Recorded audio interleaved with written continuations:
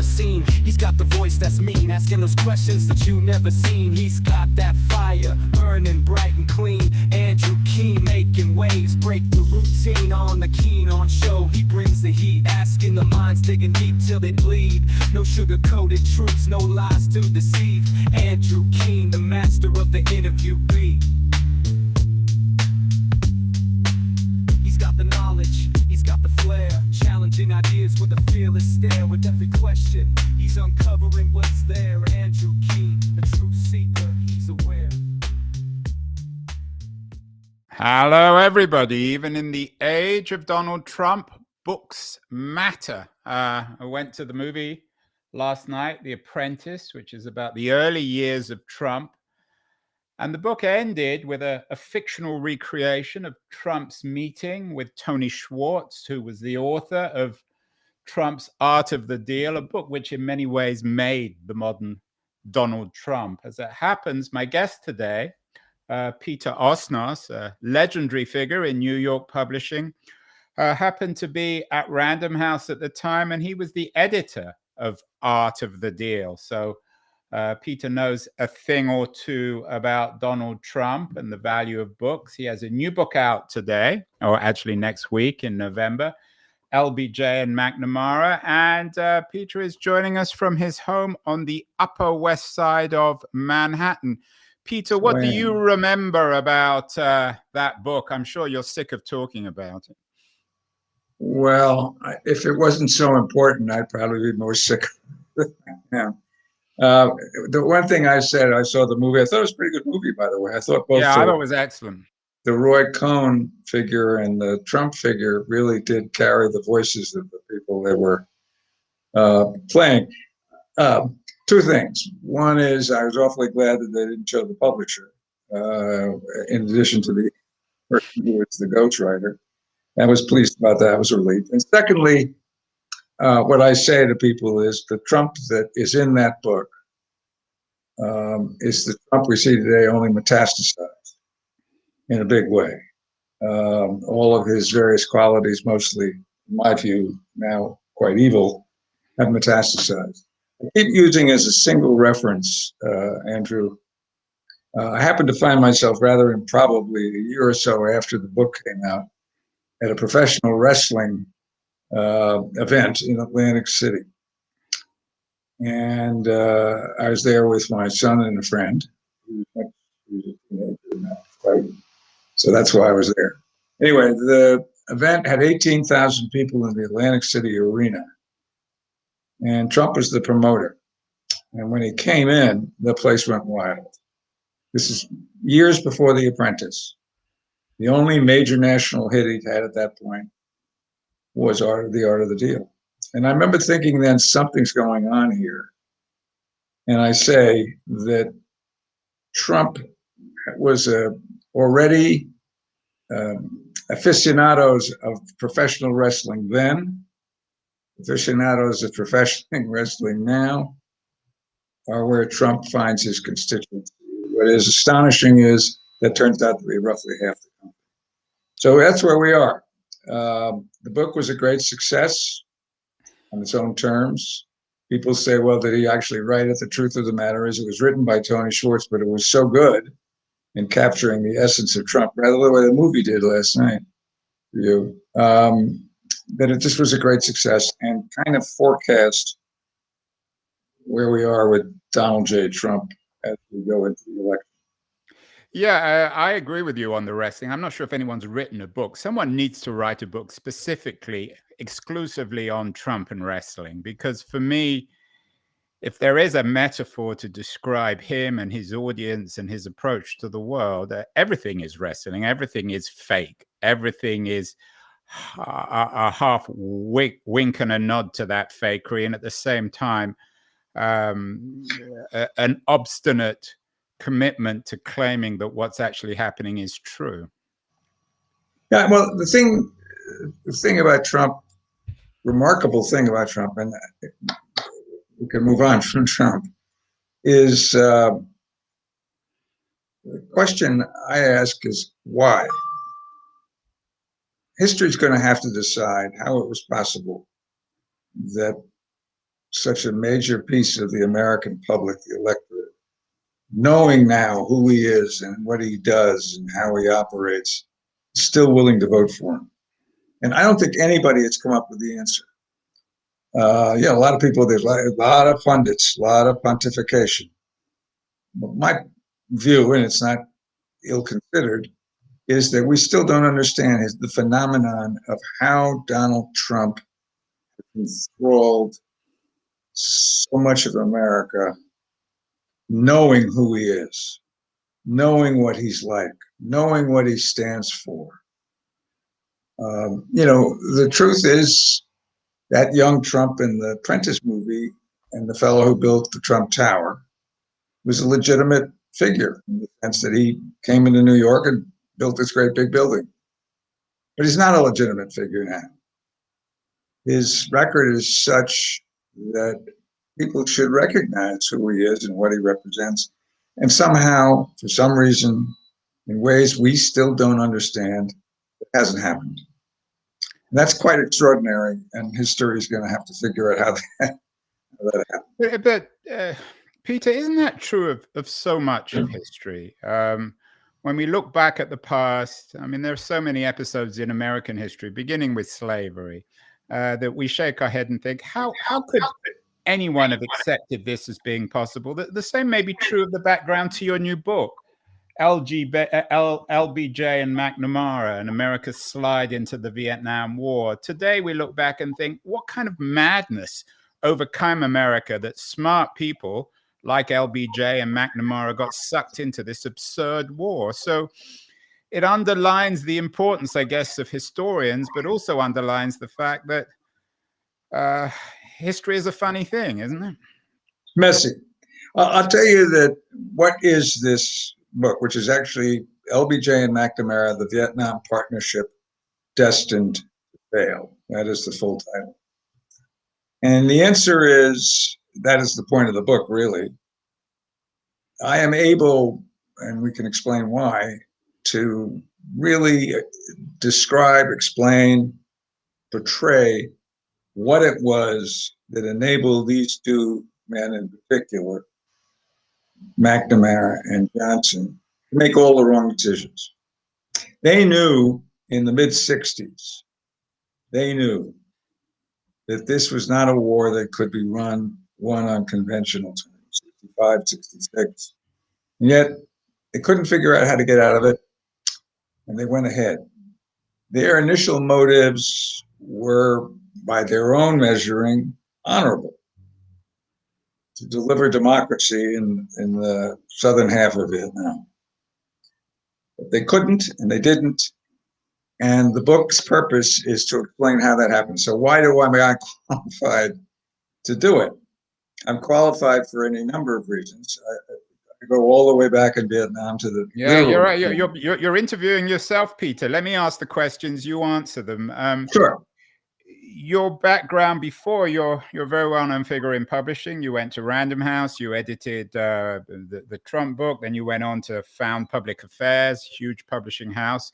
But before all that, you were a reporter. You were a foreign correspondent, in fact, in Vietnam. So you had boots on the ground in this Vietnam thing. You weren't just a disinterested observer. Is that fair?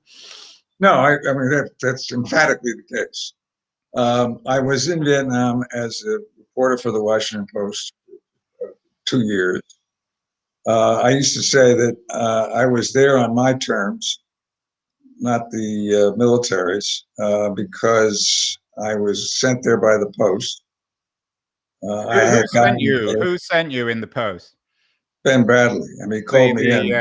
The legendary editor, of course, right. whose name now is very much associated with Watergate. Yeah. So he simply said, I'd been at the Post for a couple of years at that point. He simply said, want to go to Vietnam. He didn't ask my politics. He didn't ask my credentials. He didn't ask my view of the war. Bradley's measurement for whether you should or shouldn't go to Vietnam was, will you get there and work very hard? And survive. How old were you? You're about 26, 27? 26, 27, something like that. I was 26 when he asked me, 27 when I arrived. And the story I heard is your reply was, I'll go home and pack my stuff and be ready in the morning. Is that fair?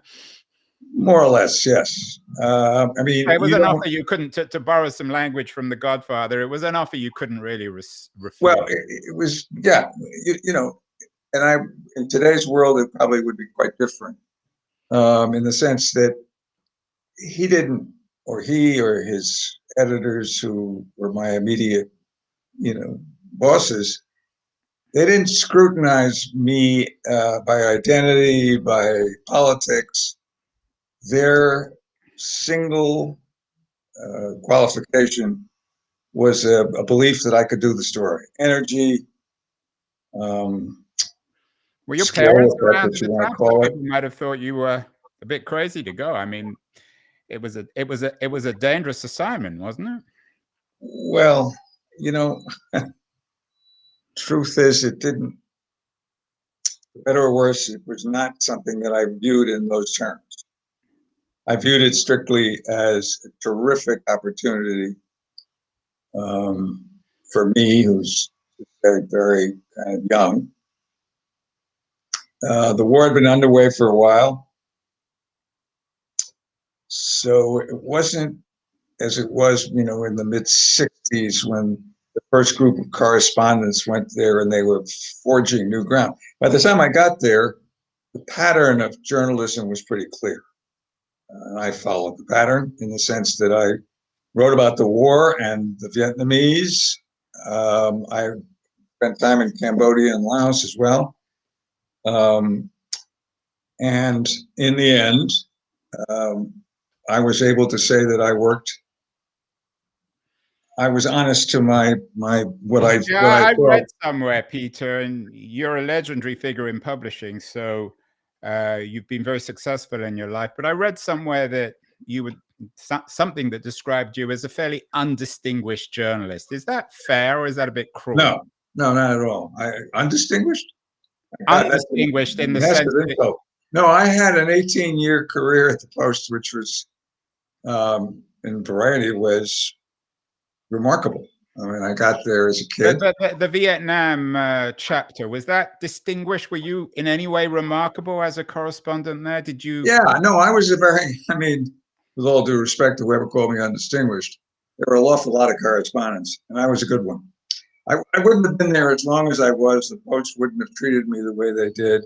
I actually, in connection with writing my memoir, I got my personnel file, which I'd asked for, and was actually surprised to see the strength of what they were saying about it. Look, what was it like? I mean, I mentioned The Godfather. I recently watched Coppola's Apocalypse Now again. In fact, I watched his wife's documentary about the making of the movie. Was it as surreal as that for a correspondent like yourself working for the Post? Surreal. No, it wasn't surreal. It was real. There were real lives on the line. It was a war. By the time I got there, the American military was in the process of drawing back, because the thing was called Vietnamization, which was moving the Vietnamese forward. So there was less of the direct American engagement, GI engagement with the Vietnamese, North Vietnamese.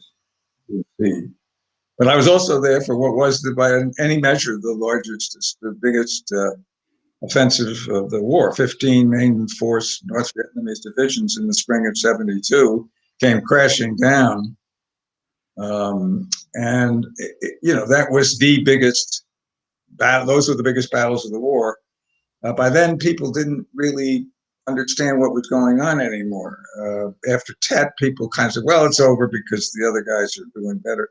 That's not what happened at all. In fact, in '72, the South Vietnamese managed at the time to hold off, with American air power mostly, the North Vietnamese assault.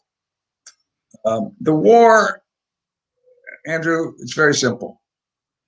The United States went into a place they didn't know and understand. They didn't speak the language. They didn't really, in the end, have the kind of respect for the side that we were supporting that we should have. Not the first or the last time, Peter, right? No, and that really is the point of the McNamara, one of the points of the McNamara-Johnson project, which is... Before we get to, sorry to jump in here, before we get to LBJ and McNamara, of course, by 72, the Tet Offensive, when you were in Vietnam, those guys were long gone. How do you analyze the origins? I haven't read many books about it, but I know there are arguments that ultimately the responsibility lies with Kennedy, not LBJ. No. The book makes it up. Look, first of all, what you need to understand is, why can I write this book? I was the person who worked with McNamara for years on what was his major Vietnam memoir called In Retrospect. And in the course of that, I amassed hundreds of pages of interview transcripts in which McNamara and I engaged in what you would have to describe as a combination of journalism, scholarship, history, editing, in which McNamara told me in great detail what happened and how he and Johnson made the decisions they made. So the book is primarily a portrait of what was going on in which the years in which Robert McNamara, first for John Kennedy and then for Lyndon Johnson, was the Secretary of Defense, and therefore the person most responsible for approving, devising policies for the war. And whatever intentions they had, the choices they made were wrong. He knew they were wrong, and the record shows that Johnson knew they were wrong. Neither one of them knew how to change it, how to succeed, how to prevail, but went ahead anyway, because the consequences they believed of getting out politically and even perhaps in foreign policy would be great. To this day, screwed it up. Kennedy was the person who was the president who first, literally Eisenhower was probably the first, but Kennedy sent the advisors. McNamara says, and makes a very strong case, that Kennedy had announced or had decided that in 64 and 65, the US advisors would withdraw. Why? Because he believed it was the Vietnamese war and it was theirs to win. Why were the Americans there? Because of the belief in the Cold War that if we left Vietnam, that therefore it would be a communist country like China, that the dominoes would all fall. Kennedy came to understand and believe, by the time he was killed, that the South Vietnamese, who were responsible for the war themselves, probably couldn't do it. And he said that, I believe the consequences of getting out are less than the consequences of staying in. But then he was shot, killed. So then came McNamara and Johnson. For the entire first year of Johnson's presidency, which was 1964, which he called the accidental presidency, he kind of managed to stall. He wanted to be elected on his own. He was running against Barry Goldwater, who was very much of a hawk. So while all the pieces were on the board, they kept getting moved around. And Johnson successfully managed to stall. He was a good staller when, I mean, his political skills were immense. So it wasn't foreign to him to stall, was it? Well, I mean, again, the story is that the general view was that he stalled for political reasons. I don't doubt for 1 minute that was certainly an element. But McNamara's view was he also stalled because no one, the Joint Chiefs, McNamara, Bundy, the National Security Advisor, Dean Rusk, no one knew quite what to do. So they went round and round. And it doesn't wasn't reflect until, very well. I mean, this was the Brains Trust, and I want to talk to you about your own personal impressions of McNamara, a man you knew very well. He was the creme de la creme. These days, he would end up at McKinsey after going to Harvard. He was a brainy guy. How is it that this Brains Trust, who surrounded LBJ and JFK, couldn't figure this thing out? It shouldn't have been that difficult, Peter. They made a mistake, and they should have acknowledged it. What? You know, the most famous sort of derogatory description of these guys was David Halberstam's somewhat cynical of them as the best and the brightest. As the what? Sorry? Best and the brightest. He wrote a very famous book. Right, yes, yes. But he wasn't using it in a complimentary way. He was saying, how is it that the best and the brightest got it so wrong? And the answer is that they were very much products of their time. It was the Cold War. Remember, 1960 was only 15 years after the end of World War II. In 1961, the Berlin Wall went up. In 1961 was the Bay of Pigs catastrophe. In 1962 was the Cuban Missile Crisis, in which we really came very close to a nuclear confrontation with the weapons. That was the time. And China, Red China, 1949, the Soviet Union with its bombs. There was a belief that communism was on the march, and that if Vietnam were to fall and Indochina were to fall, it would be another major part of a global communist takeover. And the United States was determined not to let that happen. And the reason they were determined not to let that happen is because that was the central strategy of those administrations, the Cold War. Hold off the Soviets, hold back the Chinese. And Vietnam was a piece of that very much larger picture. Yes, the exhibit. Hey, tell me about McNamara. You said you knew him very well. What was he like? Well, he's complicated. I mean, to say so many of us are. He's a complicated fellow. Most people made their judgments about McNamara based on his manner, his appearance, which was very sort of slick. You know, he had that hair pulled back and the glasses and so on. His presentation was extraordinarily self-confident. And I think in many respects he was. He had been worked at Ford Motor Company for years and had just been essentially promoted to be president of the Ford Motor Company when he was approached about the possibility of becoming Secretary of Defense in the Kennedy administration. I came to know over the years that he was a much more complicated man than his public presence, to his own chagrin. Meaning the way he presented himself was quite different from his private or personal emotional range. And in the end, that was hard for him, very hard for him. So what was he like privately? Tell me what his private personality was like that contrasted with what we know about him in terms of his public image. Well, I think the way that almost any American can see a bit more of the kind of McNamara person. Well, first of all, there's a whole lot of stuff that I've got. I mean, there's a 2-hour audio that goes with the book that you can find on.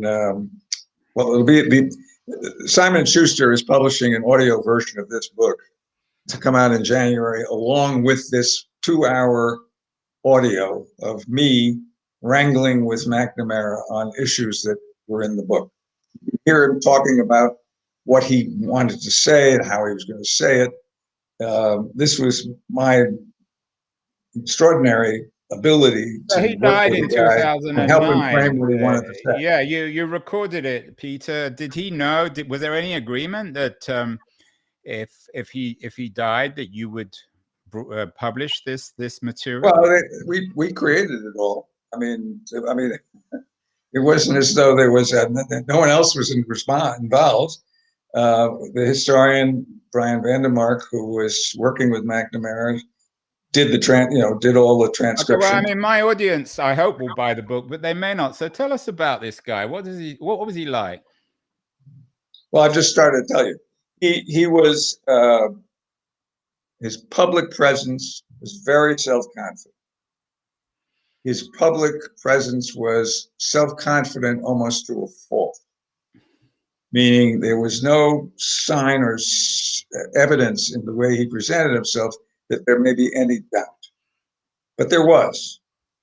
And as time went on, the doubts became stronger, and his emotional complexity on the war became. He had a family. His children at the time were in obviously young 20s. His wife, Marge, they were very concerned. Concern is not the right word.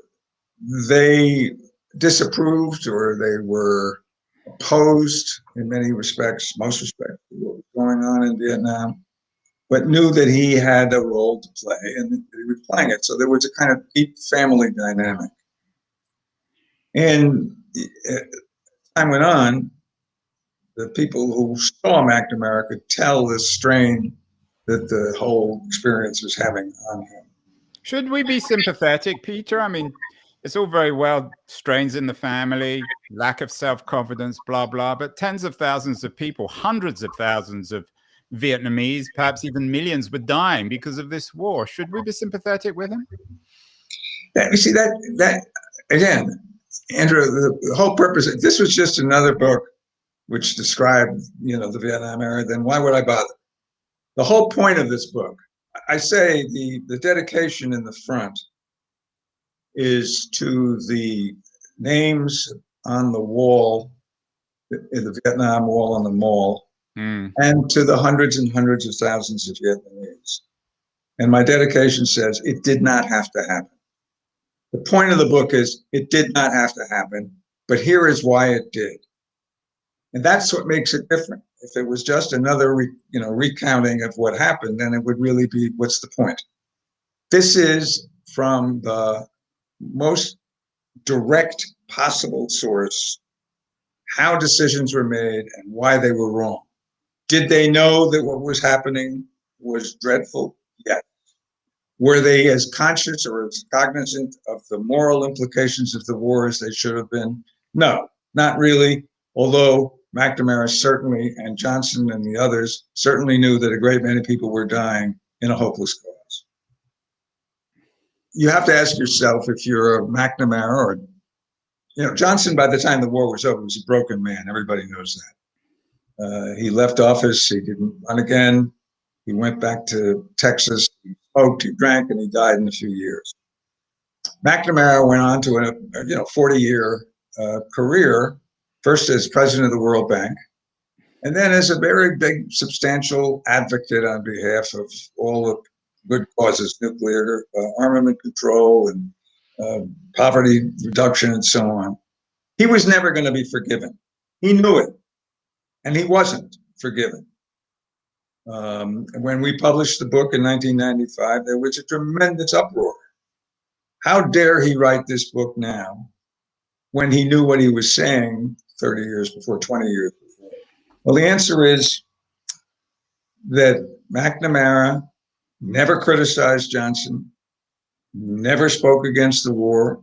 He was the advisor to a president of the United States elected by the American people. View and the view of others, like George Bundy, was they advised the president decided. He said, why didn't he resign? He said, can you imagine the Secretary of Defense in the middle of a war, which he believed was going badly, resigning when there were still hundreds of thousands of American troops fighting there? To him, it was inconceivable. You, as a younger man, I know you were a big admirer of I.F. Stone. So you're a man. I worked for him. So you're a man on the left, one of the great legends of American progressive thinking. Did you have qualms about going to Vietnam to report on a war, which I'm guessing you didn't No, I didn't have the Didn't slightest think much of either. Let's go back to what we were talking about before. My first job in journalism was as I.F. Stone's assistant in the mid-'60s, when he was really one of the very leading voices in skepticism about the war. But these were not polemical opposition. This was opposition based on facts that he, being the kind of reporter he was able to report. The truth is, I went to Vietnam, and the reason I think that I could do the job is that I was a reporter, primarily.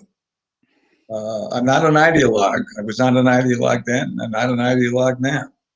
It's a great blessing, if you're a journalist, to be able to see things for what they are, and not through some filter of ideological devise, ideological kind of portrait that I think has become a terrible problem in American journalism. The assumption that every reporter has an agenda. My agenda was to write what I saw in a smart way, and I would like to believe that I did. I can give you examples. Well, let me kind of revise reporting the that we do that. Peter, you've put a lot of time and energy into this. As you say, everyone thinks of themselves as objective. You probably are more objective than many.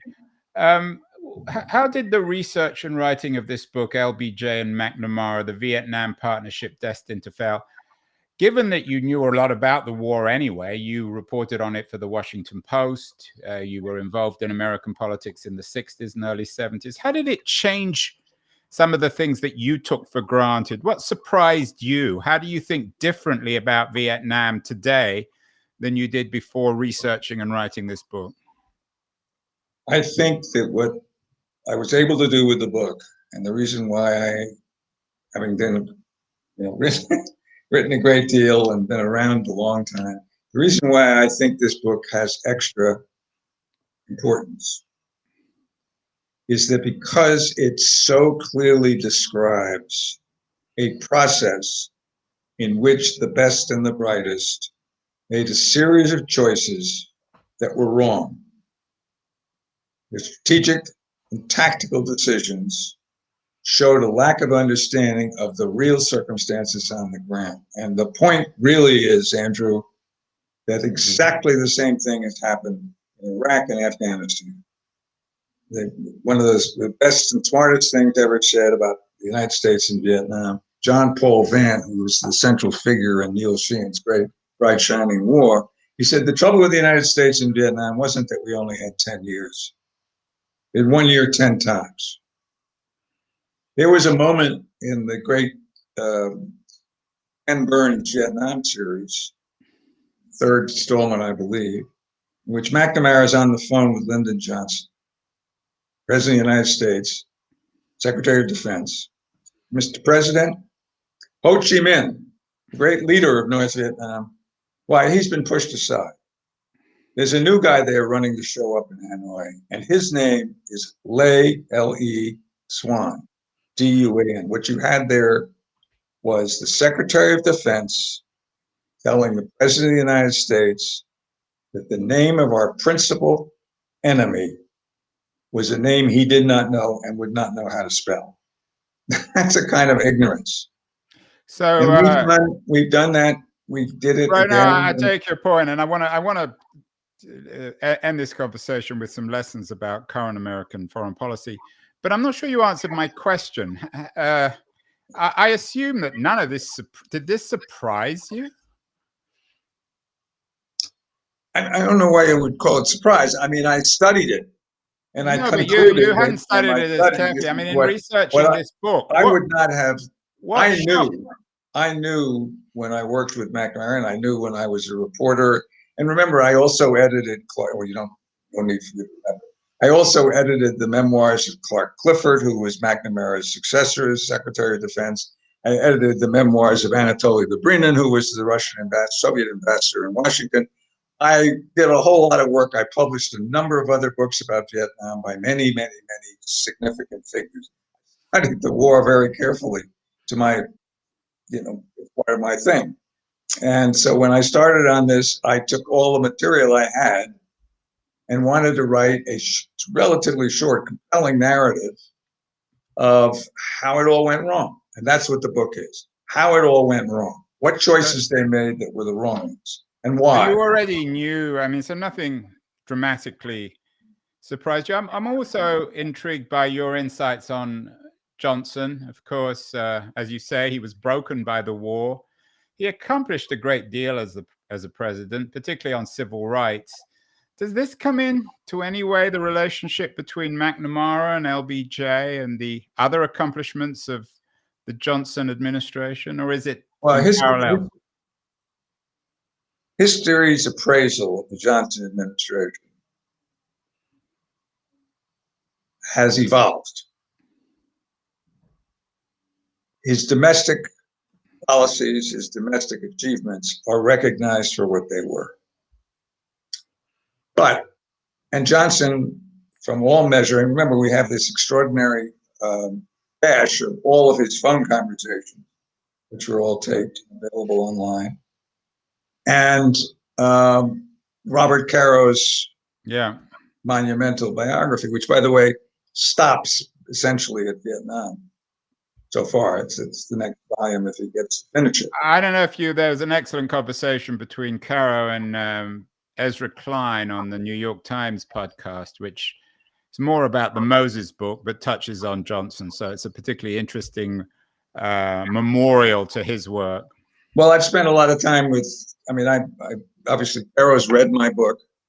He was very interested in the material because I had material which he didn't have because he never interviewed McNamara.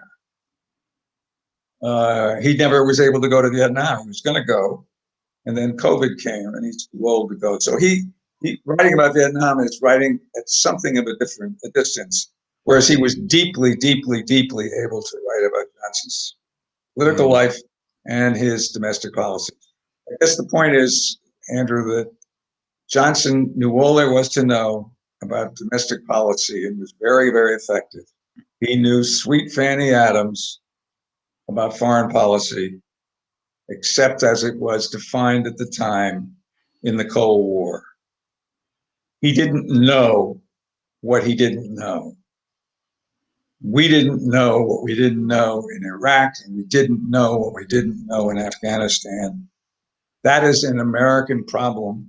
And the relevance of the book is not just that it's a historical portrait, which obviously has merit, but it is a sense of what it is about America that makes us do these things, where we believe we're doing the right thing. It ends up being badly done because we don't know what we're doing. Yeah. Peter, you were on the show a couple of years ago. You edited a book about George Soros, and this was just after the Russian invasion of Ukraine. You suggested it changed everything. Should it be a warning for some people, particularly progressives, who think that perhaps America should become more involved in Ukraine?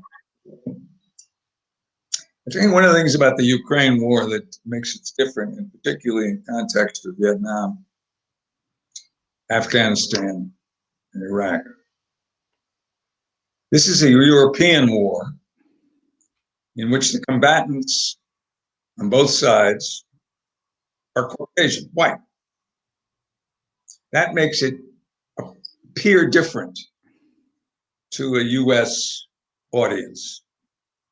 If you're on the side of people whose language you don't speak and whose race you don't really share, you have a different approach to a war in which the Ukrainians, Russians, who we always have thought of as thugs, have been assaulted by the Russians, and the Ukrainians are people for whom we feel identification. And that makes a difference. Should we do more? I don't know if we're going to do more. I don't think there's any willingness on the part of the American public to see Americans and any numbers die in Ukraine. Think about this. Most of the wars we've had since Vietnam, total American deaths and casualties is much, much smaller than what happened in Vietnam. Total in Iraq was maybe 5,000 killed, 25,000 wounded, so whatever, I don't know the numbers. But Vietnam was 58,000 killed. We haven't done that again. Americans don't want to send GIs in great numbers, drafted, to fight in wars. So we're not going to go to Ukraine. They have very strong views on things like the Middle East and so on, but they don't involve American troops. That's a big difference. Yeah, I was at the memorial in Washington, D.C. A couple of months ago, obviously the Vietnam memorial, but also the Korean one. I don't know, remember the numbers, but an astonishing number of American troops were lost in Korea. It's interesting. What do you make of the fact that there may be North Korean troops now being used by the Russians in Ukraine, which adds perhaps to the cultural or political complexity of the struggle? Yeah, I can't really say anything other than what I saw, which is that there are a bunch of them there, a couple thousand. I don't know that they're going to make a big difference. It's very provocative. The Chinese are going to be very unhappy. So, reverse. So, Peter, finally, this new book, LBJ and McNamara, the Vietnam Partnership Destined to Fail, you've obviously put a huge amount of work into it. It's being published by Rivertown Books. River Towns with an S. River Towns. You've already put a lot of it up on your Substack page. You've got some audio material too. What's the value or point of a book in the age of Substack? Why not just put it all on Substack? I've been around journalism and publishing for a very long time, and particularly in publishing for 40 years now. My approach to these things is always two lanes. One is the content of what I'm working on as an editor or a writer, and two is the means of distribution. The means of distribution have changed remarkably in the time that I've been in. We wouldn't have been having a conversation like this in any of the ways that you do it, video or podcast or anything, 20 years ago. We would have done something completely different. So by doing what I decided to do with this book, I've outgrown the need to find a huge Random House type publisher because I know what I'm doing based on my many years. Rivertown is small, independent, very good, very smart, has total distribution where I need it. Simon & Schuster has acquired the audio, which will give it that kind of center ring visibility. Point is that what I wanted to do was find the different ways in which I could reach the potential audience. So it's being made available in a variety of ways. Substack series, book now, reasonably priced, $17.95. Audio. You've also That got it should on cover an ebook, of course. It should cover the audience. If you're interested enough, you don't have to go to a bookstore and ask for it and have them tell they don't have it. You can read it in any number of ways from any number of places. And that is what makes books different now from what they were. It used to be you could have it in any color as long as it was black. Now, in this particular case, you can have it as an ebook, an audio, you can read it in excerpts, you can read it as a print book, you can read it as an ebook. That's a very different way of publishing books. As it happens, Peter, tomorrow I've got Stephen Reggio, who was the CEO of Barnes & Noble. He has a new book out, which he translated, Sicilian Avengers. Barnes & Noble, I think, is still the biggest retailer of books in America. Are you suggesting there's no real future of retail, that the future of book publishing will be in what you're trying to do, maybe distributing it on Substack? No, I don't feel that. Audio. I think that what we come to understand, the joke I always say is that the first book in print was Gutenberg's Bible, and the second book in print was called Publishing is Dead. Publishing somehow evolves over time. 70% of the books being sold today are sold in print. 20% are sold as ebooks, and about 10% are sold as audio. Audio is the fastest growing section of the business. It's really very promising. Everybody has earbuds. Everybody has a phone, but people still overwhelmingly want the book in print. And if I write a piece and it appears online, say for the New Yorker or somebody will say, "Oh yeah, will it be in the magazine?" In other words, there is a belief in the analog process, in print, in printed books. There's a belief in the nature of interaction with humans that still is very strong. But the good news is there are options. You live in a small town in the Midwest and they don't have a bookstore, you can order it and have it tomorrow on Amazon. You can have it on Amazon in print tomorrow, or maybe the day after. You can have it as an ebook instantly, or you can order it as an audio and have it instantly. So if you live in a place without a major bookstore, it doesn't mean you don't have access to books. And in the most important ways that can be measured, the strength of books is their endurance as, first of all, as a phenomenon of public interest, but also that you can get them. You don't have to go look for them. They're there. All you have to do is decide which kind you want and where to get it. And that is one element of what has made the book business, publishing books, so strong. And I'm trying to take advantage of this different way of doing it, while also doing the very kind of traditional thing of writing a book based on research and scholarship. In other words, Peter Osnos, the author of LBJ and McNamara, the future of the book is good. The news on the book front is encouraging. Yes, that's a fact. It's never going to be. It's never going to be straightforwardly just up, up, up, up. It's never been that with books. It's always going to be changing and evolving.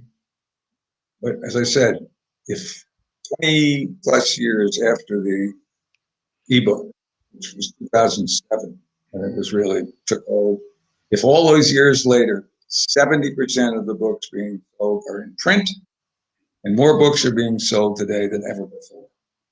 There you go.